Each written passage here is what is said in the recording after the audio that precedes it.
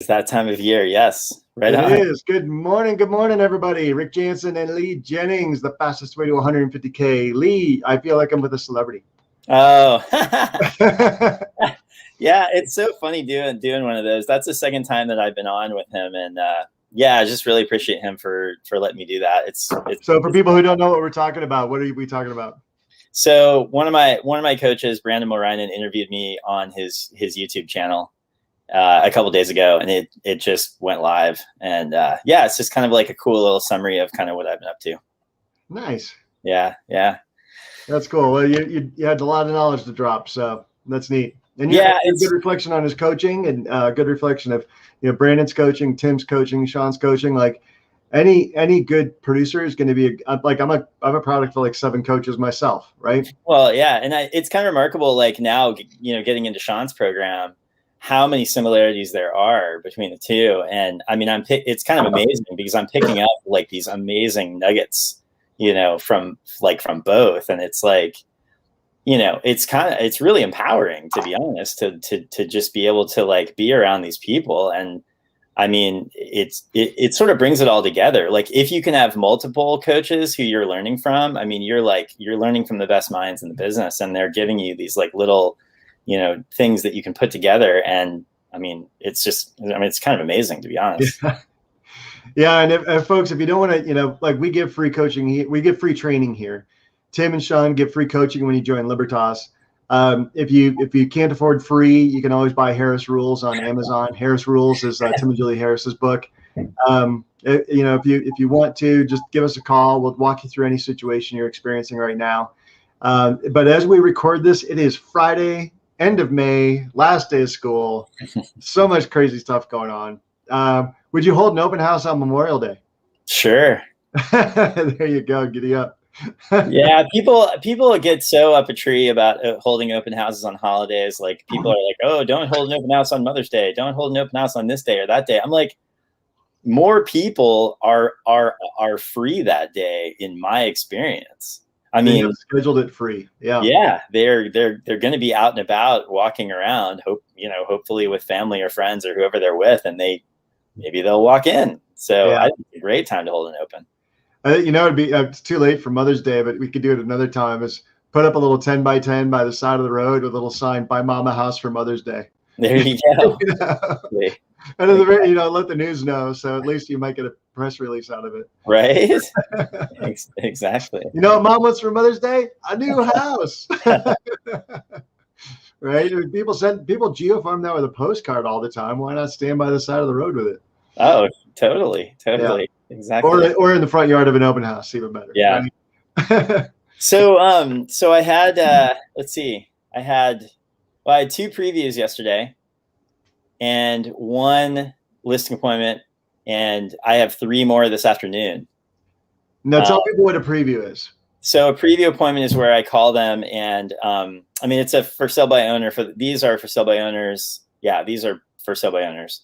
So I called I called the seller, and I just I just said, I was just going to see if I could possibly, make a time to view the property. And they said, yeah, come by. And so I go by, and I typically ask them the question, in this market, you'll probably sell it on your own because it's a really hot market. But if you can over the next few weeks or months, are you considering interviewing an aggressive agent to help you get that property sold? So I asked that question, and typically the answer is yes. And so I go and view the home, walk through the home, talk to the owner, get an idea of kind of what their goals are. Because everybody's different. Everybody's background is different. Everybody has different timelines. Everyone has a different agenda for what they're trying to accomplish. So I talk over that, and I always get a way better feel for the property, because typically, this is off of a Zillow ad, which is like, 3 pictures that are kind of dark that were taken on somebody's cell phone, and like a little 3-sentence long blurb about what the property offers. So it's not giving me a very good idea. So I can walk it, and oftentimes I find these like hidden gems where it's like the property is not being maximized in terms of its value. Like last year I found one where I literally walked in, and they were probably within 24 hours of selling it to a wholesaler at like a $70,000 discount. Wow. So I walked in and I was like, okay, so it was a huge lot size. The house was almost a tear down. The value I think was in the mid to high 400s, probably 450 to 475. They Okay. had a offer on the table when I walked in at 380, and they really wanted to sign it. And I was like, please just let me just walk through. Just give me 20 minutes. I'll walk through. Let me give you an idea of what I think. And ended up taking it to market. Literally sold it in 48 hours at 450. And I mean, it's just really hard to argue with that, you know? Right. I mean, that's, you know, and it's, and those types of situations are out there. I walked into one last night where it was a home here in my area, is about 20 minutes north of where I live. And it's a really, you know, nice part of town. It's a half-acre lot. The house needs some cosmetic work, but it's an awesome house. The cosmetic work it needs is probably anywhere from 30 to 40,000. They have it out there at a pretty low price. I think they have it priced at, I want to say it's like 850 or 875. For what the property offers, it's probably worth well over $1 million. And they are kind of hesitating on whether they want to make that investment to do the cosmetic work and then market it later at a higher price point. And you know, my advice to them was, look, don't let it go for this low price point. I mean, the work that is needed is just really minimal. And so you're just not maximizing the property. Right. Yeah. I mean, you might have to put a week of work in, right? Yeah. Oh, I mean, they're like lining up a few people to hopefully get that done. But I just feel like a lot of times people who have really quality properties, I mean, that's, you know, this is really the essence of what we do, but they just are not, I guess, well-versed in really how to approach it. Like what they really need to do to either bring it to market in the best way possible, to maximize their value, to, you know, exit in a graceful way. I mean, there's just so many things about it. And they, you know, it's like I walk in and they want to be the authority figure. And then, you know, by the time I walk out, they're like, whoa, right. know, we maybe, you know, need to rethink how we're approaching this. Yeah. Well, they don't understand how much goes into it. Mm-hmm. Right. Because all they think it is pictures and getting people in there. And then the price is magically going to happen. Right. And, you know, some people are going to be stubborn like that. And they're going to think, well, as long as I'm not paying anybody, I'm saving money. Right. But are you pricing it accurately? Yeah, I've got Zillow. Really? The A in Zillow stands for accuracy. Right. And it's what are you netting? I mean, that's the thing, is there's this, and then what kind of a transaction are you going to have? Are you going to have this, like, you know, essentially like a 2-month-long nightmare where the buyer is beating you up over condition, or you're going through this protracted negotiation that really has no, I mean, I talked to another group of folks yesterday who ended up signing for like a 2.5-month-long feasibility period, and the buyer walked and they had no recourse. And it's like, you know, it's things like that where you're just like, yeah, you need help. Sometimes it's hard in this life to ask for help. I mean, that's just one of our, you know, rules as human beings, but you really need it. I like that.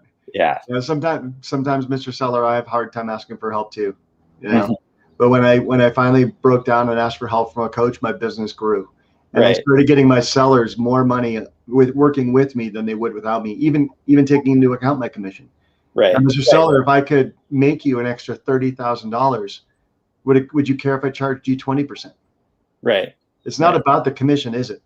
It's about what we're going to give you. It's about the size of the check I'm going to hand you at the closing table. Help them visualize it, right?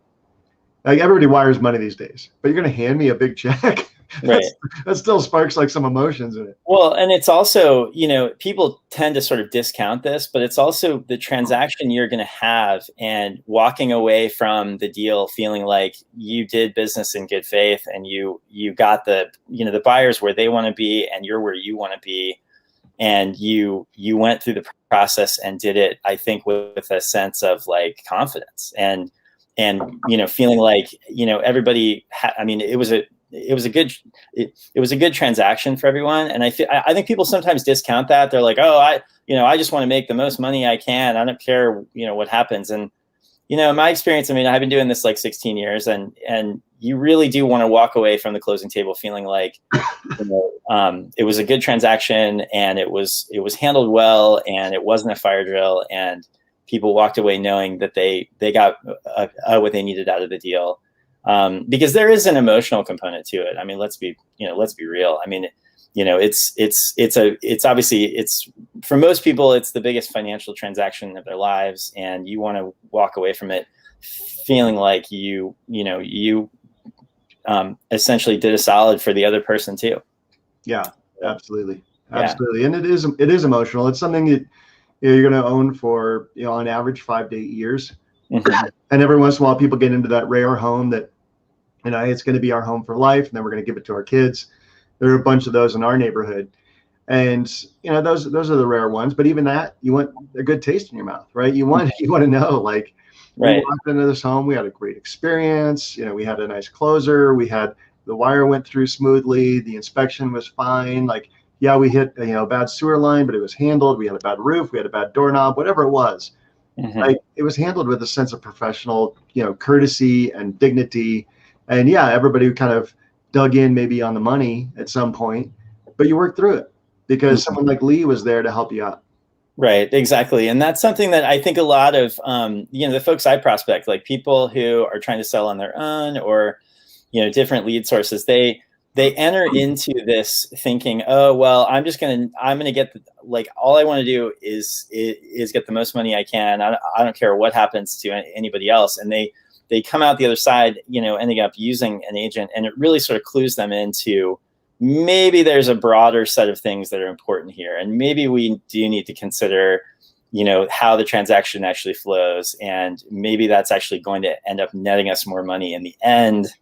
That's just what I see almost across the board with everybody who I work with. Right. And there's also, when you're negotiating the price out of the gate, sometimes there's something to be said for leaving a little goodwill on the table too, because right. when the inspection comes up, the buyer's not trying to claw back the purchase price the entire time. Mm-hmm. Exactly. I had a deal last year, to be honest, where I was representing a buyer. I don't do that a whole lot, but I was representing a buyer last year, and that was something where the listing agent basically told me, look, the seller, obviously they want to net the most they can, but they also are, they want to exit in a graceful way. They're not trying to gouge anyone. They want to know that the buyer is really happy with what they're getting. And it made for a lot of goodwill in the transaction. And it honestly just made for a really smooth transaction. It was probably one of the best deals that I did last year. My favorite sellers are the ones who want a good transition, right? Mm-hmm. They want that good feeling. They want right. to know somebody good is living in the house after them, because they want the good memories. Somehow the good memories they have in the house are going to be preserved. Right. If there's a nice person in the house after. But if they move in a total jerk, right. after they move out, they're going to be unsettled in their new house. Yep. Right. Yep. True. They're going to move into their dream house, but then they're going to be like, man, someone just ruined our memory. Someone just trashed our experience. They had a bad sale. Mm-hmm. Now there's a jerk living in the house that's still asking for stuff like 2 months later. Like, but the people that care that way are my favorite clients, because they really do want to have a smooth transaction. They want to find someone nice on the other side. They're giving, they are being nice. And so the other people are nice back. And you end up having that's when work's fun. Right.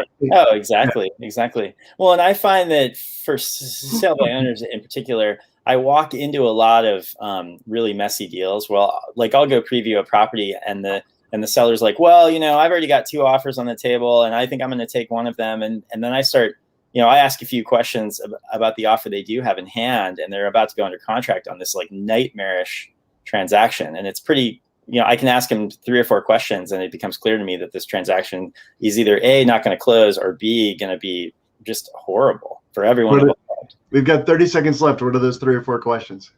I mean, I just asked them, I mean, is it the deal you wanted? I mean, how are the price and terms? I mean, it's very basic stuff. I mean, are you going to have an inspection period? Are they financing or paying cash? And if I ask just basic questions about the transaction, pretty much right off the get-go, it'll be clear to me whether or not it's a feasible deal. And 80 to 90% of the time, it's really probably not the right deal for them, but they just want to have an offer on the table because it makes them feel better, even though that particular contract is probably not what they need to be pursuing. One last little nugget for people. So what you call a lot of FSBOs, right? Yeah. And so do you ever say like, hey, you're going to represent yourself, but the buyer is going to have an agent on their side who's as experienced as I am, right? Someone with 15, 20 years of experience. Do you really want to go up against someone with 20 years of experience selling your $500,000 prize asset? Do you ever use a line, something like that? Oh yeah, all the time. Yeah. I mean, I mean, it's just, and I think that what I do is I try to kind of provide value sometimes over like a few days or a few weeks. I can kind of help them sell it on their own, and then they eventually they start seeing what I'm doing, and they're like, we probably need to think about maybe getting somebody involved who can help us navigate this. Let's address the Mick, my inner critic, my inner cynic. Mick is saying, hey, Lee, why would I invest time in a FSBO for 3 days, 3 weeks? Because by golly, they're going to sell, and now I've wasted my time. So my experience with that, I mean, I'm in one of the hottest markets in the country, and FSBOs here are selling on their own. And my experience with that is that if they're selling on their own, typically it's a nightmarish deal, or really the appearance is that they will sell on their own. But I think if you get down to it in my market, there are, most FSBOs are listing, and most of them are listing with quality agents, and there's a reason for that. Awesome. Leo, hey, I know you've got like 3 or 4 appointments this afternoon. Good luck with those. Not that you need luck, you've got skill. You have a great weekend, and if you need anything with any of our agents in Libertas up there, give me a holler. And people watching this, we've got some great stuff coming for you. It's really super cool stuff. But if you want to know why you should join Libertas as opposed to any other agency, any other group within EXP, give us a call. We'll run you through the unique selling proposition, or USP. It really is fantastic. Have a great weekend. Off to the next show here in 30 seconds. See you soon, man. All right, bye.